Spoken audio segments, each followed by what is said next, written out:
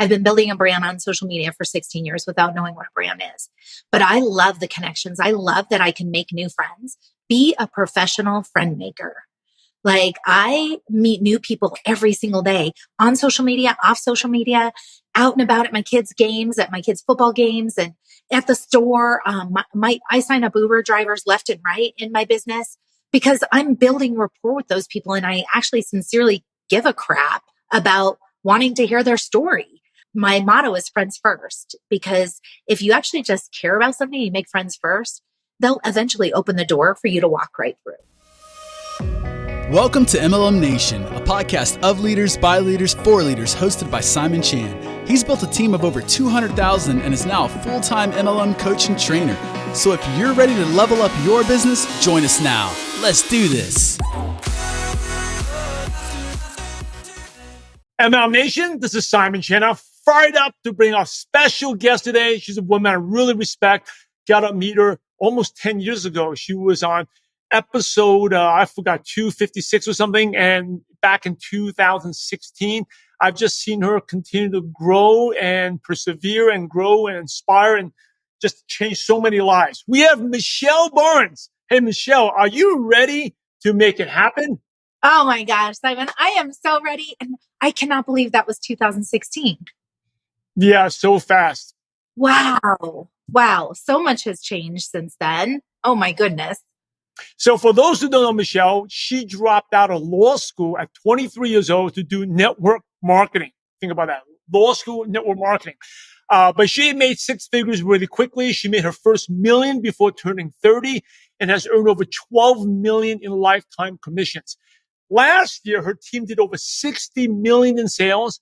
And Michelle spoke it on stage for practically every major network marketing event and been featured on numerous publications. And the most impressive thing is Michelle's been doing this while being a single mom raising two young boys. And she was featured in episode 269 in 2016. So Michelle, welcome. Since I just saw you a couple months ago in Hawaii, but well, thanks for being on here. And for those who don't know your background, how did you decide to go from, hey, forget being a lawyer, let's do network marketing instead? Well, it's kind of crazy, Simon. And it was so great seeing you, by the way. And I just have to give you a shout out back for just being who you are and for being such a consistent pillar of strength in our profession and in our space. I mean, I really feel like right now, the world is kind of crazy. Our country's kind of crazy. Network marketing is pretty crazy right now. And some of us, our own companies have been a little crazy, right? And so I am so grateful for people like you who are just a massive pillar of strength for all of us. And just the way you show up and consistently show up and the things you do for the entire profession, I'm just forever grateful. So anyway, gosh. Well, so I just celebrated my 29th anniversary in network marketing. This is just a couple weeks ago. And it's so crazy to even say that, Simon, to be in this space for almost 3 decades full time, because I, probably like a lot of your listeners, I was, told to go to school, get good grades, go to college, that was the key to success. And honestly, Simon, my mom was 18 when she had me. She was a single mom. My parents were divorced when I was 9 months old. And so, we really had nothing when I was growing up. My mom and I basically grew up together. Okay. And, so I was actually the first person in my family to go to college. And because I really thought that was the key to success. So I went to CU Boulder, go Buffs, go Coach Prime, I love my Buffs. I'm here in Colorado still. I'm actually a native, which is rare. My kids are 5th generation natives of Colorado, which is even crazier. If you know Colorado people, most of them aren't from here. So long story short, Simon, I did what everybody told me to do and what I thought I should do. And then I went on to law school for 1 year and I spent $30,000 for 1 year of law school. I spent $80,000 on my education in 5 years. And that was all while working. I had to put myself through school. So I've worked since I was 10 or 11 years old, cleaning houses, babysitting, you name it. And then till I could get a real job at 14. And then I was waiting tables and working at a convenience store, kind of like a Osco Drugs, Payless, kind of a CVS, Walgreens type thing. And, so I've been working like literally my entire life. And I really thought, okay, like going to college and going to law school, like, I mean, when we were younger, if you wanted to be successful financially, you were a lawyer, a doctor, or like a stockbroker. So I was like, okay, well then I'm like stockbroker, that's not going to happen. Doctor, I'm like, ugh. And so I'm like, I guess I'm going to be an attorney. So anyway, long story short, Simon, I was in my first year of law school and I was interning with a couple really miserable attorneys and they were making like $500,000 a year. And so to me at 22, I thought, how could you not be happier? Like you're so crusty and crabby and, like if I'm thinking back then, I'm like, if I was making $500,000 a year, I'd have a skip in my step. I'd be like throwing money to the street people, yeah, that was like gazillionaire status to me. And that was kind of my first lesson that, I always say, people say money can't buy happiness. Well, it is a good down payment. We all know that, right? I do think that's BS to some extent, but also it's making money doing what you love.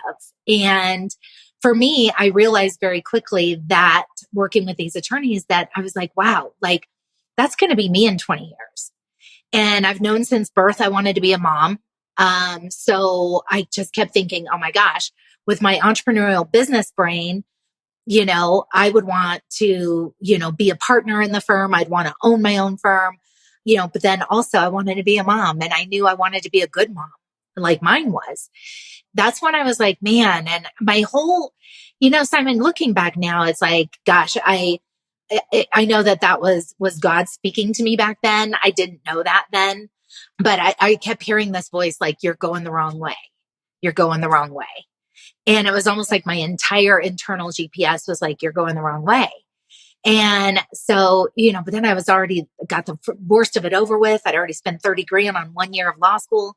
And so I came back to Colorado and I answered an ad in the paper. I was just looking for a job. I kind of wanted to see what else was out there. And that's when I kind of, network marketing found me. I didn't really find it. A lot of people were introduced to this profession by a friend or a family member. I answered an ad in the paper that said sports minded in big letters. And it said 3,000 to 6,000 a month. And I was like, okay, well, this sounds awesome. Like I played sports, have a mind qualified. And I thought 3,000 to 6,000 a month. Oh my gosh, this would be amazing if I could even just make 3,000 a month. Like that would be awesome. And I went into what I thought was an interview and it was a network marketing business opportunity overview.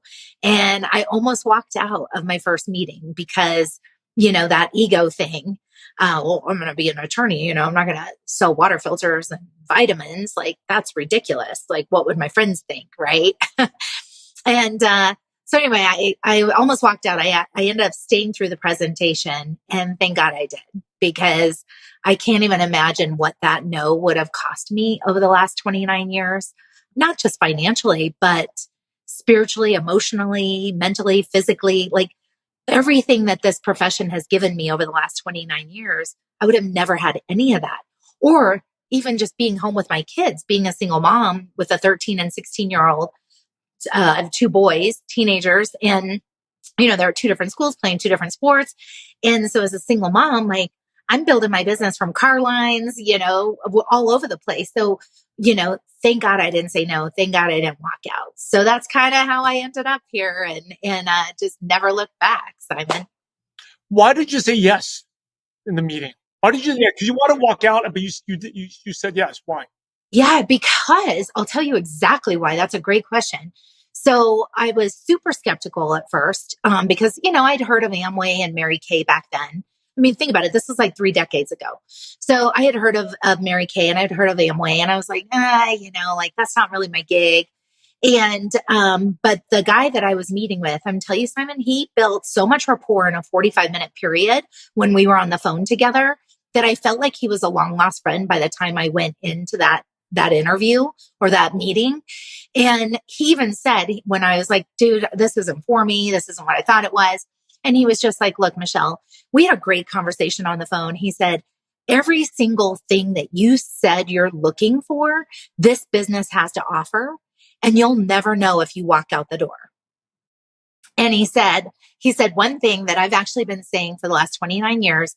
He just said, look, give me, you planned on 45 minutes, check it out. If it's for you, great. If not, great. If not, no biggie either way. And I've literally been saying that one line multiple times a day about the products, about the business, about everything. Like, hey, just check it out. Like, if, your only obligation is to check it out, look at it. If it's for you, great. If not, great. If not, no biggie either way.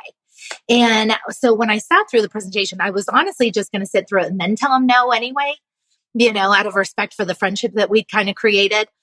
And they started talking about Think and Grow Rich. And they started talking about that 3% of America retires financially independent. That's it. That 97% of America retire financially dependent on friends, family, and the federal government when they retire. And that here in America, we are blessed. We get to choose. We get to choose if we're in the 3% or if we're in the 97%. And they were talking about how 97%, they buy into the 40-year plan and working 40 plus hours a week and, for 40 plus years. And I thought, well, that is not what I want to do. That's exactly the opposite of what I want to do. And so I thought, well, if I want to be financially independent or wealthy, I need to do what financially independent people are doing. And that's not, going out and working, building somebody else's business, building somebody else's dreams for the next 40 plus years, just to retire financially dependent on somebody else. And that is what got me, Simon. I was like, oh my gosh. And honestly, I just wanted to make an extra $500 to $1,000 a month in the beginning. I thought if I could start throwing $1,000 a month at this mound of debt that I created, like, hallelujah, right? So that's really why I started. After my first 3-day seminar that I went to, that very first weekend in the business, I ended up in an RV driving across the country 16 hours to Arizona to go to an event with a bunch of people I didn't even know.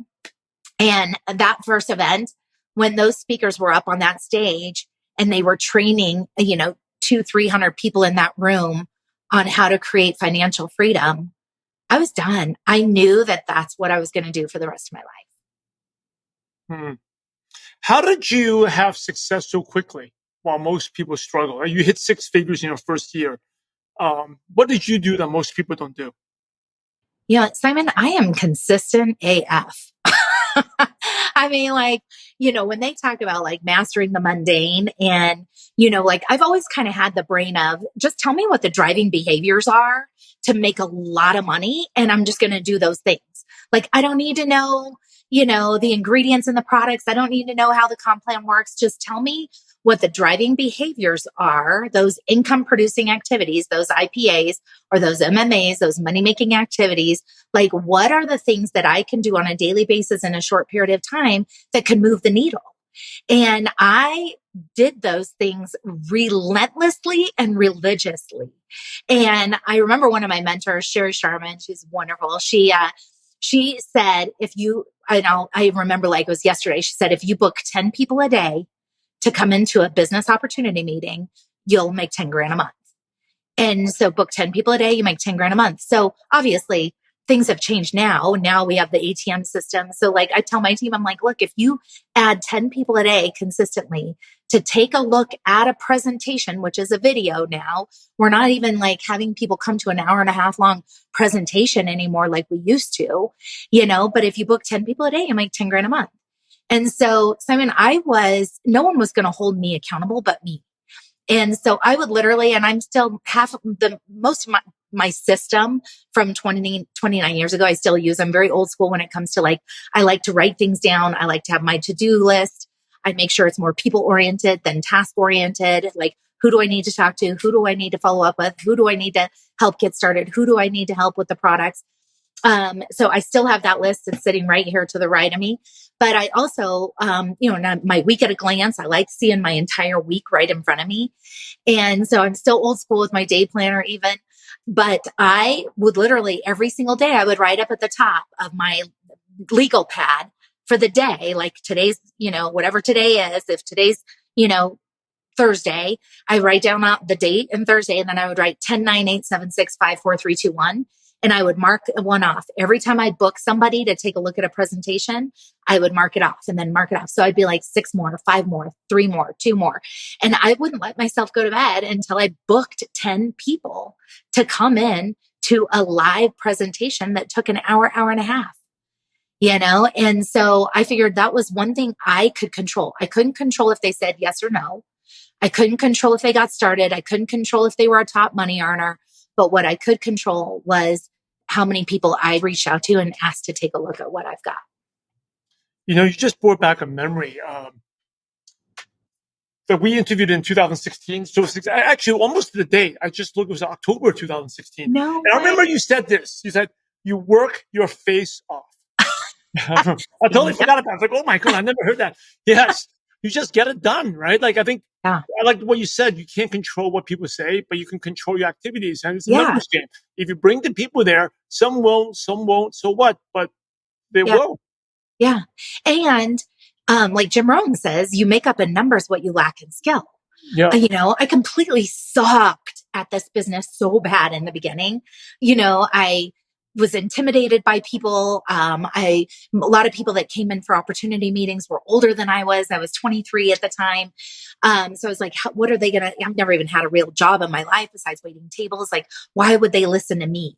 And so I had all that self-talk too, that I had to overcome, which I did with personal development, like it was my job, but also guess what? When you're booking 10 people a day compared to someone who's booking 10 people a month, I'm going to get better than you. I'm going to get better than you faster than you.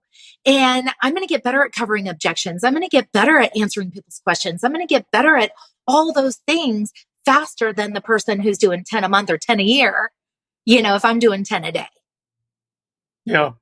Hey, what is your worst moment in the profession? To the point most people will quit, but you don't quit. That's why you are where you are today. Yeah. Worst moment or worst? I mean, there's been a lot of really hard moments, Simon. First thing that comes to your mind. The first thing was, when my last company got shut down, this was 9 years ago, almost to the date. And, I was having the biggest month I'd ever had in the entire profession. I was, on track to make over $1 million that year. And, I went to the most powerful women in network marketing for the weekend. And I came home on a Sunday night, and Monday morning, the company was shut down and my income was gone. And as a single mom and the sole provider of 2 kids, like, it was gone, literally gone. And,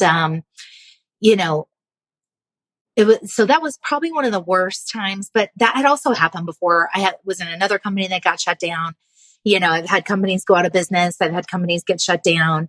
This is my 5th company building to the top. And I'll tell you, every time something horrible like that happens, and even when that happened with my last company, I knew that the big man upstairs was not going to allow anything like that to happen unless there was something way better on the other side. And that is where you have to have faith over fear, and I love Bob Proctor is my mentor and a dear friend. And he used to always say, faith and fear both require you to believe in something you can't see. And we get to choose. And I had so much peace and faith, even though that was like one of the worst moments ever, because I'd invested 14 years of my life. That was 14 years of my network marketing career. Out of the 20 at that time when it got shut down, I had been in for 20 years at that point.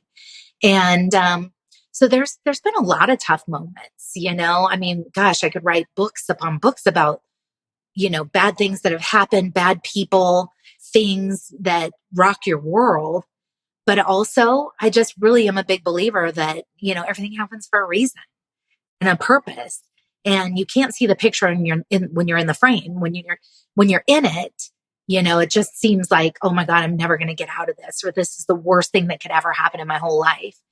But just knowing that there's got to be something better on the other side and having that faith to see it through. Like Steve Jobs always says, you can connect the dots looking back, but you can never connect them looking forward. Someone asked me this question today, and I'm interested in your take on it and your answer and why. Is that it seems like, things always get exaggerated. Companies get shut down, or they change the pay plans. Like as of this recording, some big company just changed into affiliate model from MLM. Do you think network marketing will last with this model, or is it outdated, and why? Mm, here's what I think. I think that the only thing that remains the same is change. And I think we all have to be very flexible to the changes that are occurring right now in our world and in our profession. I don't think network marketing is going anywhere. I mean, like, I actually feel stronger about where we are today, probably than ever, only because, not because it's easy right now, and not because, I mean, what's happening in our profession with these companies going, just ripping these distributors from, their livelihoods is complete BS. And it makes me so angry because I've been there, and it breaks my heart, really, Simon. It really does, because I know the heart and soul and sweat equity and nights up and sacrifices that these leaders have made, ooh, that got me a little emotional. I know what these people have put into their businesses, and to have these companies just strip them from that, it sucks. But I also, I'm like, okay, again, everything happens for a reason. Like, why is all of this happening? It's like almost like every day we wake up, it's like another company, and it's like, wow, and, but I do think that we've got to change with the times. And, I do feel the company that I'm with, I feel like we have really paved the way for people to be able to make a part-time or full-time income without recruiting, without team building, without that, by just truly selling products and building a customer base. And I think without a business model like that, a lot of companies are struggling right now. And I think when companies get into these bad financial situations, that's like the only way out. Even though I don't think that's the only way out. I think it's, there's greed there, there's things that should have been done before it got to this. I think a lot of companies right now are going through tough times. I think that's just the economy and the world that we're living in. However, I also think that we can all turn the ship around. I mean, we've had, a tough year with my company. And I truly believe that where we are right now, we're finally turning that ship around. And, a lot of people have left in the past year, but I look at it like this, like, you take you wherever you go. And, I might be loyal to a fault. I've definitely, I think sometimes, but I also believe that, like, I love what Eric Gorey says, in 2020, 2021, 2022, there was a lot of like, a lot of blown up incomes, right? And so there were a lot of earners created, not necessarily a lot of leaders. And the scary part is they both look the same when they're making a lot of money. Leaders and earners look the same when they're making a lot of money, but there's a big difference. And you and I both know that, Simon, after decades of doing what we do. We both know there's a difference between being an earner and being a leader. And 2020, 2021, 2022 created a lot of earners, not necessarily leaders. And so now when the economy has taken a turn and the industry's kind of taken a turn, those earners aren't making the money that they were making back then, when you could throw up a post and get 200 customers, or go live on TikTok and get, 200 customers in a night. And now all of a sudden they're like, oh, my income's down. It must be the company. It must be the products. It must be the pay plan. It must be my upline, when really, I will tell you, 99% of the people who have gone to that kind of victim mode of blaming everybody and everything else, they stopped doing a year or two ago what they were doing back in the heyday. They stopped doing the things that made them all that money back then. That's all that happened. Like, let's be real. And they can say like, oh, well, it doesn't align anymore. And I mean, you hear all those things. And I'm not trying to say that super facetiously, because I know sometimes something just maybe isn't in alignment anymore, and I understand that. But to use it as an excuse to keep going from company to company to company, it's like, at some point you got to look in the mirror and be like, maybe it's me. If the common denominator, like if it's the same thing everywhere I go, it might be me. I do think when people take 100% responsibility for where they are or aren't, like that's when their entire life will become better. And it's not easy. And it's not easy, especially now, in these crazy times. And so, yeah, it's a crazy world right now. I love talking to you, my friend, because you have decades, not to say you're old, but decades of experience. And like you said, the income always falls or rises to your level of leadership, right? So if you have a great leader, like your company goes up. I mean, you have had 5 times, I think, something like that. Your company's gone under, but you always can make the money back up because you have that leadership. Whereas if you got lucky during the COVID and you're the earner, but no leadership, once through any tough time, your income basically you can drop to zero. You don't have Yeah. that leadership. It's about growing Yeah. that leadership. You've been amazing. What changes? What do you think needs to change our profession? Honestly, I feel like we need to go back to some of that old school kind of foundational. Like my mentors 29 years ago, they were tough, you know? They probably made me cry more than they made me like feel good, which I don't think we need to go back to that kind of militant, type style. But I think we need to bring the pendulum back from over here, back to about here. Maybe not here, but here. I did do this business 24/7 in the beginning. I did work 80 plus hours a week. I was the first person in the office. I was the last one to leave. Like I was scrappy. I was relentless, but I think we need some of that back. And I think that everybody's so sensitive these days and everybody's like, they need their self-care. And I'm not saying self-care isn't important. I do self-care. I make sure I take care of myself. And maybe I didn't do that in the first 5 years. But I also think if you want something bad enough, you've got to leave it all on the table every day, and you got to show up every day and you got to be consistent. And you can't, when the going gets tough, go, cry in a corner, And so part of me really thinks like, suck it up, buttercup. Like you got to get your, crap together and you got to like, I love what Jim Rohn says. You can't hire someone to do your push-ups for you. If it's to be, it's up to me. And whatever your higher power is that you believe in, it's like, for me, that's God. For me, it's like, okay, where are we going today, Lord? Because some days are going to be better than others, but it's showing up when you don't feel like it. To be honest, Simon, today I got a great night's sleep. I feel amazing. And then I woke up and I just was crabby. I was just in a bad mood. You know how some days you wake up, you're on top of the world. And then the next day you wake up and you're just like, my going on a walk was annoying. The dog was annoying.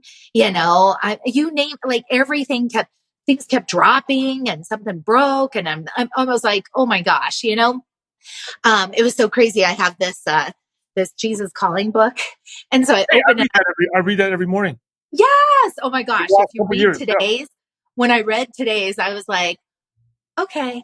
I mean, it literally talked about like, give it to God. Like if it's, let it go. Yeah, let go, and I know I'm a control freak. I know that, and I think I'm almost too much of like, if it's to be, it's up to me, instead of surrendering a little bit of that.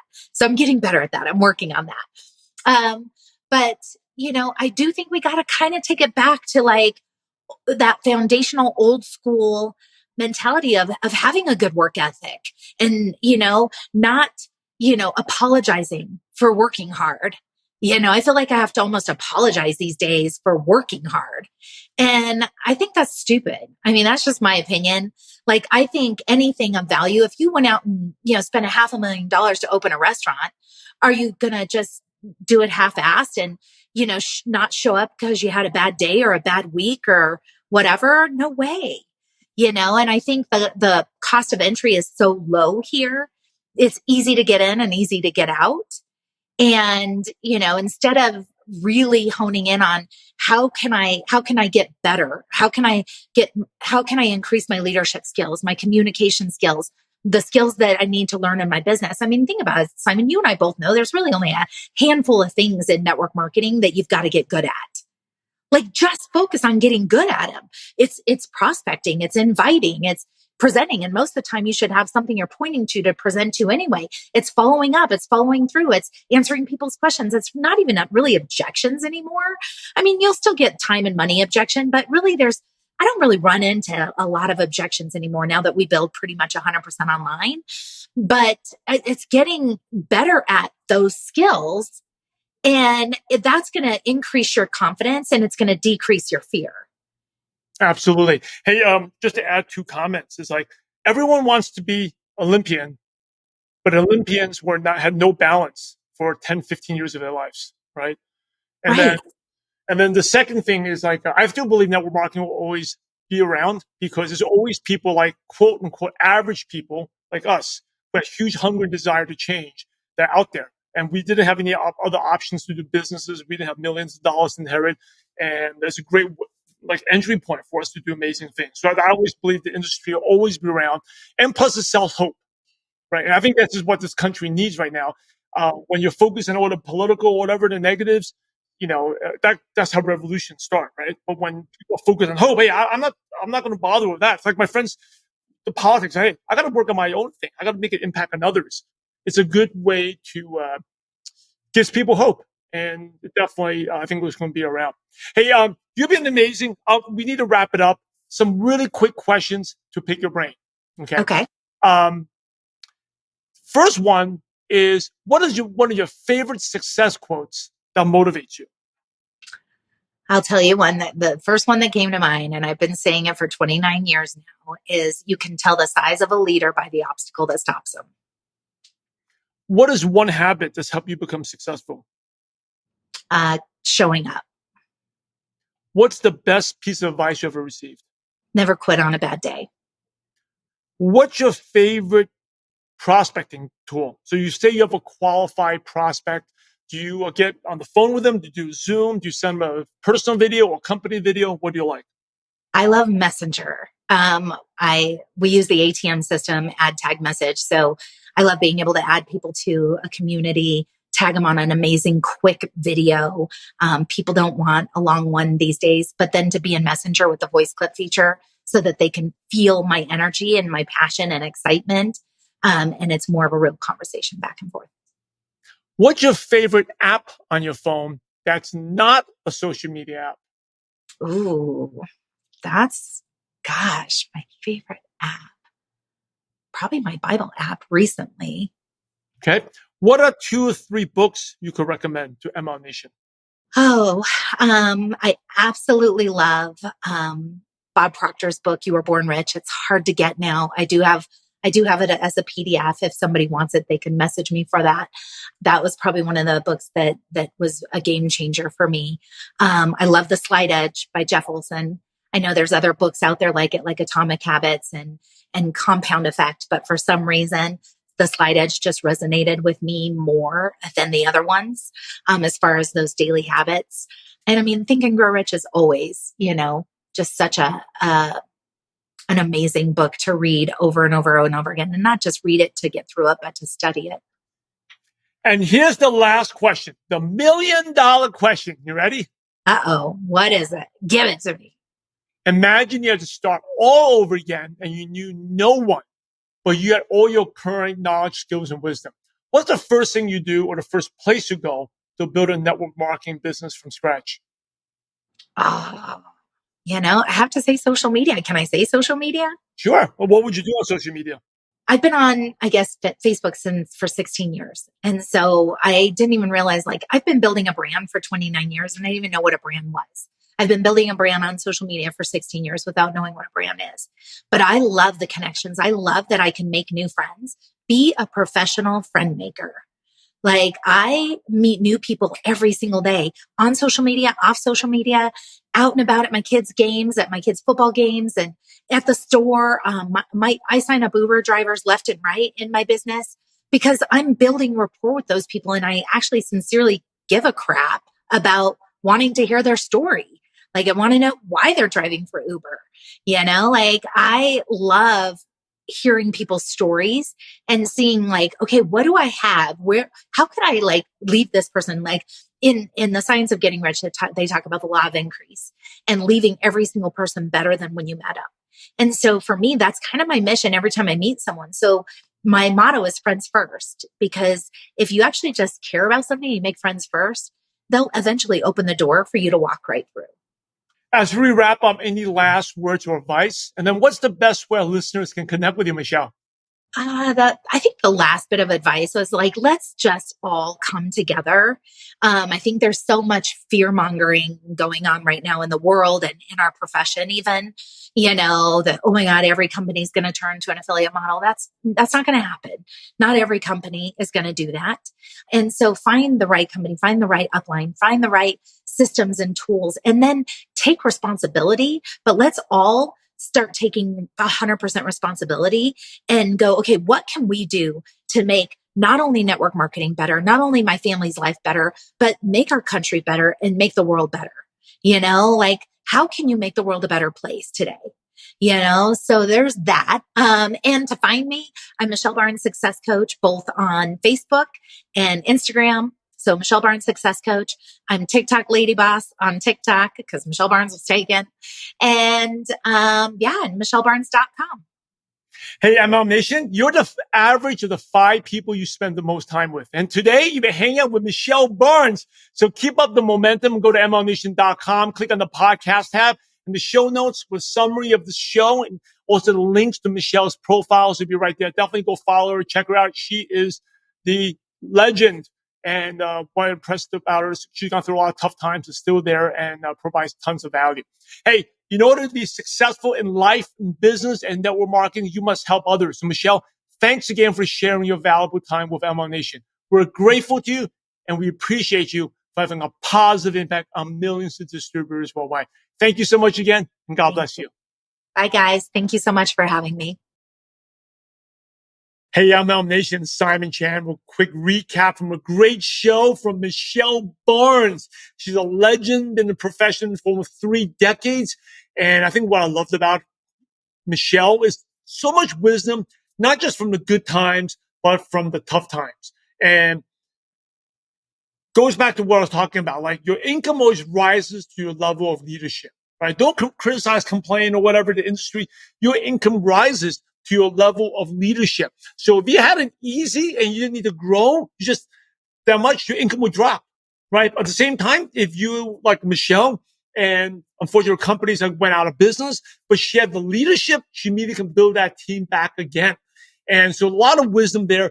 And I want to share, I just like why would network marketing last? I believe it's going to last forever because there's always hungry people like us. Like the way I think about the way I was working in corporate America. I read a book about being financially wealthy, just like the way Michelle read. She wanted to be the 3%, right? 97% are struggling, 3% have money. You want to be the 3%, have that lifestyle, have the time flexibility, and there's no other options. And network marketing allows that option. And yes, it requires work.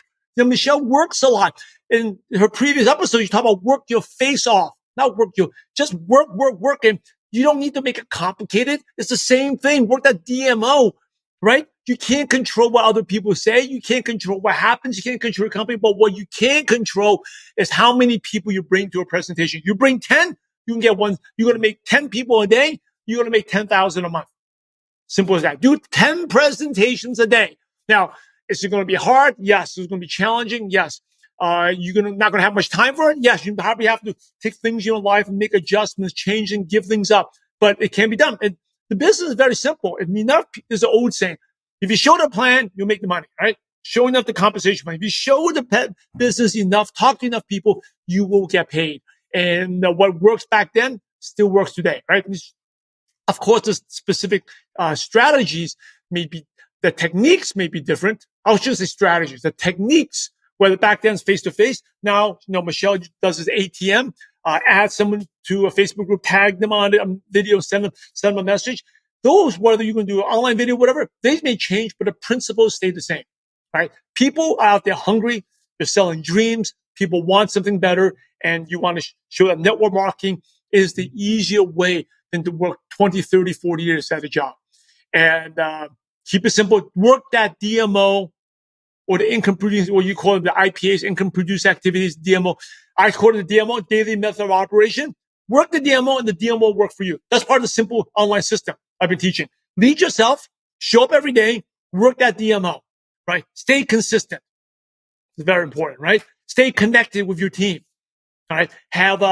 Sell your 3Cs. Even if you're struggling, sell your 3Cs, your change. How have you changed? Your commitment, your consistency, and have purpose-driven leadership. So not just about you, but helping others, right? If you can focus on helping enough people, if you focus on helping people, all of a sudden your fear of reaching out, doing the DMO disappears because you're shifting your attention to others instead of thinking about what are people going to think about you. So great episode by Michelle. Definitely head over to MLMNation.com, click on the podcast tab. Show notes will be there.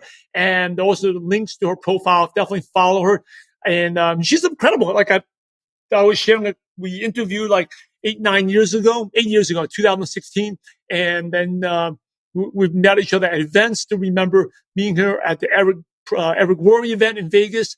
And then was just hanging out in Hawaii at Rob Sperry's Leaders of Leaders Mastermind back in May. But always attitude to learn, to get better, having the leadership mindset, having the toughness, right? The size of a leader is determined by the size of what bothers you. You let small things bother you, you're not the leader. Be that leader that people want to join. Hey, if you like this, please, if you don't like it, leave me a review. Let me know what you like and don't like about it. And also subscribe to our YouTube channel. It's been really popular. People give me a lot of great feedback for that. So if you have any ideas how to get better, let me know. Hit me up. Hey, I'm Simon Chan. I'm loud and proud to be part of this amazing profession. Thanks to you for being part of this amazing profession as well. I appreciate you for listening, watching. Now go out there, apply what you learned, and have a positive impact on someone's life. God bless you all.